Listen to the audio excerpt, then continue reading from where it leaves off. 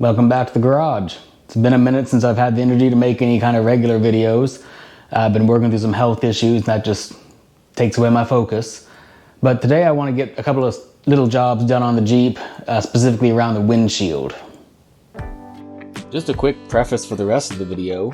I don't know what happened to the microphone, but the audio for the majority of these clips is garbage. It sounds like I'm trying to eat the mic with a side of glass. So I'll figure out what happened to the mic for the next video, but for this one, there's just gonna have to be a whole lot of voiceovers. I don't know how well I've covered this in the past, but this is a 48 Jeep, but the windshield is not the original one. It's a very early civilian windshield with a square washers and the early style military type of inner windshield props, and it doesn't have the little latch in the middle. So I'm holding on to it because the patina matches. But one day I'm going to get around to the body work and I'll probably put the correct windshield on it. And maybe at that point I'll let go of that very early civilian windshield and get it to someone who's doing a restoration on a very early civilian and they can have the right windshield for it. Or maybe I'll do a very early civilian one. We'll see. But on this windshield, there's a few things that it needs, just some basic stuff. Namely, this seal down here at the bottom. It's hard as a rock.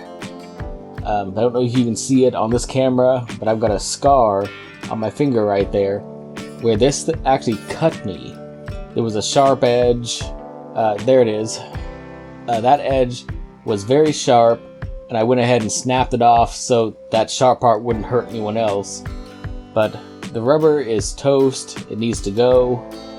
I wanted to do the inner windshield seal as well, but you know, Bubba has been here.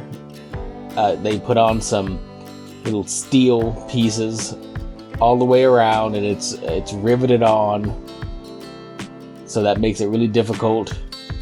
It's crude, but it has been effective. It's good enough for now. This isn't the original glass, the driver's side. Don't know if you can see it on this camera, but it is cracked and poorly tinted. I do have glass for it. I also have a replacement wiper, but that wiper motor is pretty anemic. So I don't know if it was like that from the factory or if it's just old, but I wanted to look into that today. Anyways, we're getting kind of long-winded, but I want to get this windshield off the Jeep and do a little bit of work on it today. See if I can make it just a little bit better. So let's get started.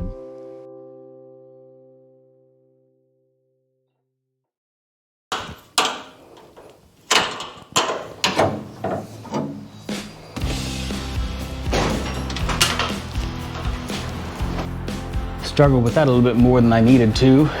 Doesn't help that I've got some of the wrong nuts and bolts on these, but we've got our original flathead hardware down here holding these on. I don't know if I need to get some penetrating oil in there, but I sure try. See if this will just come loose without a fight.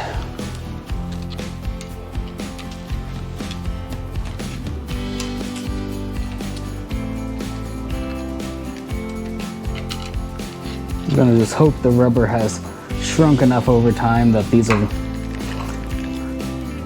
come loose without a fight.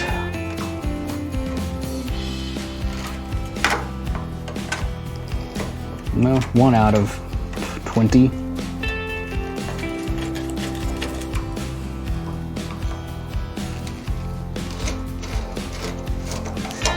Still gonna be here a minute.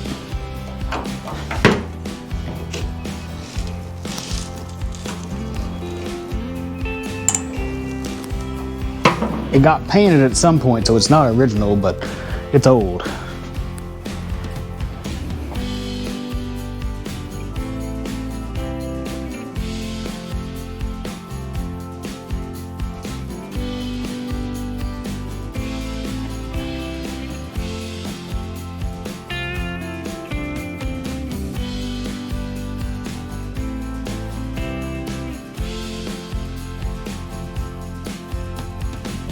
Yes, it actually came apart.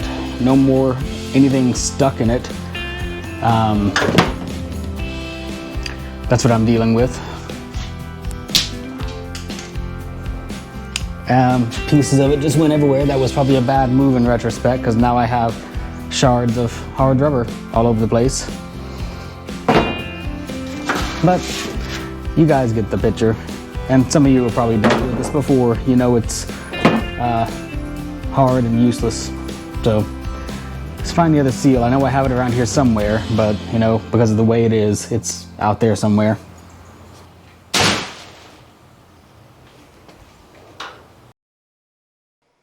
Well, it took a minute to find the box. But here's the new one. It's from the store that everyone loves to hate on. But they do generally have what you need.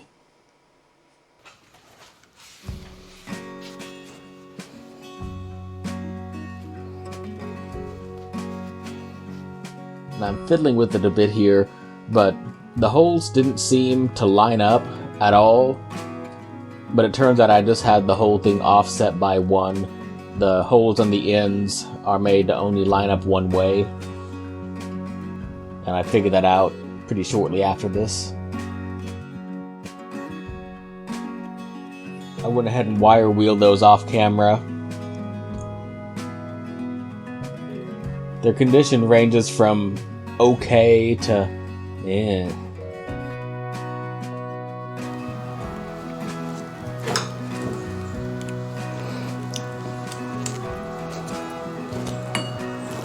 On one hand, I like using original fasteners. On another hand, sure would be nice if these were replaced with some stainless stuff, you know?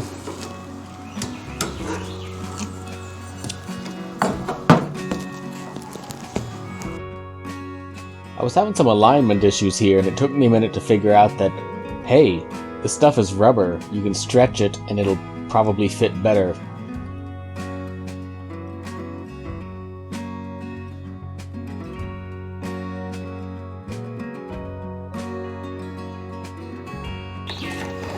You kind of got to work the rubber to get it in there.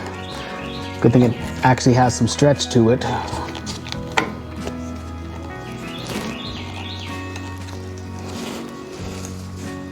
I don't like how this lines up, but maybe it'll behave just a little bit better once it's sitting on the cowl.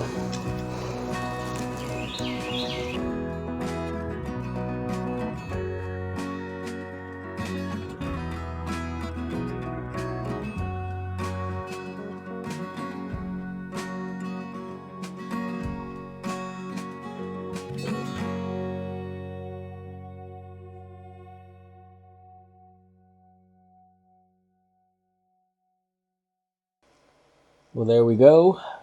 Not much to it. The ends don't really want to stay put. But I figure that once this thing is closed, they'll probably sit where they need to. Otherwise, the old one probably just sat there out of force of habit. There are some extra screw holes, or at least on that side there's an extra screw hole, but there's no screw for that one. There's nothing for it to actually connect to. But let's flip this up and see if the latches actually work again, because this side was just loose and wobbly like crazy.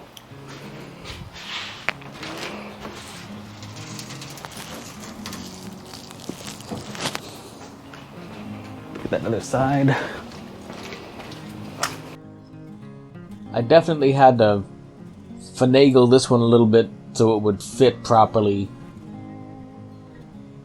Specifically, that driver's side only gave a problem, not the passenger side.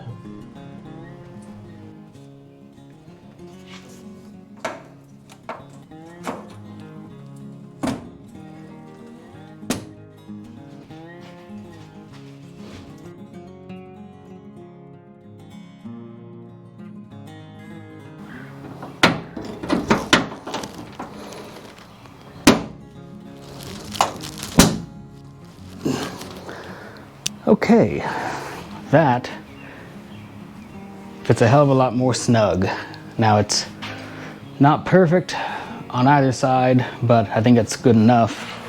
Kind of gets wavy here on the edges, but it's on the sides, you know, doesn't have to be perfect.